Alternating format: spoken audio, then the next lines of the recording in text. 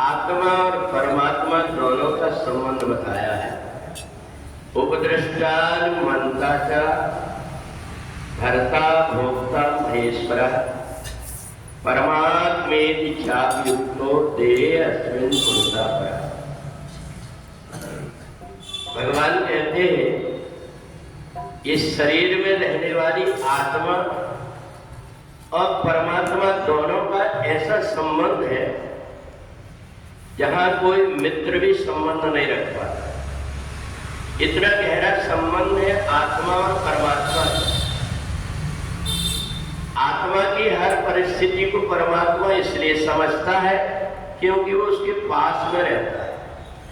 और दूसरी बात एक और है, परमात्मा का जो स्वभाव है वो बड़ा दयालु स्वभाव है। अस प्रभु दीन बंधु हरि कारण रहित कृपा।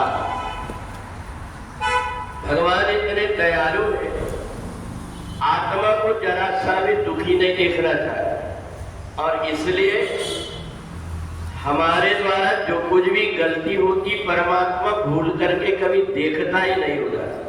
उसका बुराई देखने का स्वभाव नहीं है, उसका स्वभाव अच्छाई देखने का। हमारे अंदर क्या अच्छाई है ये परमात्मा देख लेता है। परमात्मा देख लेता है कि तुम कौन सी परिस्थिति में हो। तुम्हारा मन तो होता है कि मैं परमात्मा का भजन करूं, परंतु तुम्हारी परिस्थिति ऐसी है तुम नहीं कर पा रहे, तुम नहीं आ पा रहे हो। परंतु तुम जहां हो मैं वहीं पर तुम्हारे पास हूं। तुम्हारी इच्छा है कि मैं आपके नाम से व्रत करूं, परंतु तुम्हें पता है परिस्थिति, तो परमात्मा स्वतः उसके लिए इतना प्रेम आगे जाकर के करते हैं कि परमात्मा हर परिस्थिति में उसके साथ रहते हैं। अगर किसी व्यक्ति को भूखे रहने से ही परमात्मा मिल जाता तो कितने गरीब व्यक्ति हैं जिन्हों को पेट भर भोजन नहीं मिलता, परमात्मा उनके पास में रहता। पर परमात्मा को हमारे भूखे रहने से नहीं, हमारे बहुत कुछ सामान देने से नहीं, बल्कि हमारे भाव से ही रहता है। दुर्वासा ऋषि हर समय जो कुछ भी कोई व्यक्ति रहता था उसको उनको भोजन देता था, वो कर लेते थे। उसके बाद भी दूबा खा लेते थे। तो सब लोग उनको कहते दुर्वासा ऋषि, माने दूबा के अलावा जो कुछ खाए ना। जो कुछ भी वो खा लेते थे उनको शरीर की आवश्यकता सोचते थे, और जो भोग लगाते थे दूबा का वो परमात्मा का प्रसाद मानते थे। इसलिए उनको सब लोग दुर्वासा ऋषि कहते।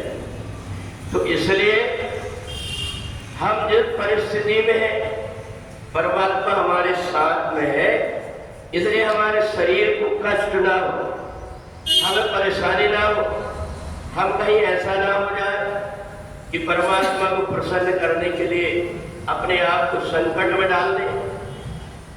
परमात्मा जीवात्मा को जब संकट में देखता है तो बड़ा दुखी होता है। और इसलिए परमात्मा का और आत्मा का एक ऐसा गहरा संबंध है कि व्यक्ति सब कुछ करते हुए भी और परमात्मा का चिंतन करता है, परमात्मा उसके अवगुणों को नहीं देखता। और इसलिए 13वें अध्याय में क्षेत्र और क्षेत्रज्ञ बताया कि जीवात्मा और परमात्मा दोनों एक ही दो सुपर्णा संज्ञा सुजाता। एक ही पेड़ की दो डाली में एक आत्मा और एक परमात्मा बैठी हुई, एक दूसरे की परिस्थितियों को समझते, एक दूसरे की स्थिति को समझते हैं, उनके स्वभाव को समझते हैं। तो इसलिए परमात्मा को जो बड़े दयालु भाव से, परोपकारी भाव से अपने आप में जोड़ लेता है, वह व्यक्ति जाए जहां रहता है परमात्मा उसकी रक्षा करते रहती। करूं सदा तिनकी रखवारी, जिम बालक राखे महतारी। तो इसलिए हमारे शरीर में जितनी सामर्थ्य है उसके अनुसार हमने परमात्मा की भक्ति करते हैं, परमात्मा की आराधना करते हैं। उसमें भी देश काल और परिस्थिति का ध्यान रखकर।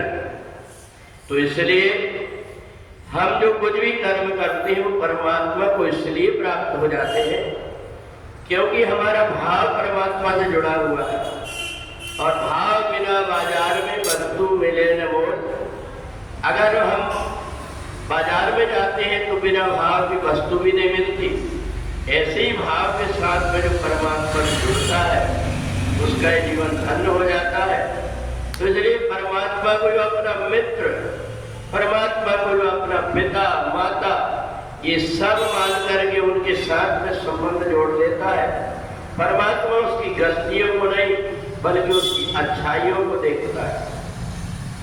परमात्मा और आत्मा का जो गहरा संबंध है, इसी संबंध को लेकर के वेदों ने, पुराणों ने कहा है कि अगर कोई संसार में व्यक्ति जीवात्मा का कोई अपना सच्चा साथी है तो वो है केवल परमात्मा, और नहीं तो सुर नर मुनि सबकी हरिति, स्वार्थ लाग करे सब प्रीति।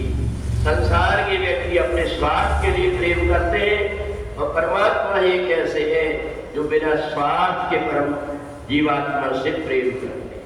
बोले वृंदावन बिहारी लाल की जय।